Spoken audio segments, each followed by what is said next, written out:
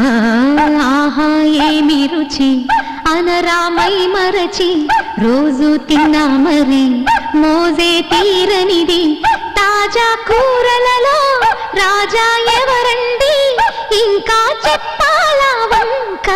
ఏముంది ఆహా ఏమి రుచి అనరామై మరచి రోజు తిన్నా మరి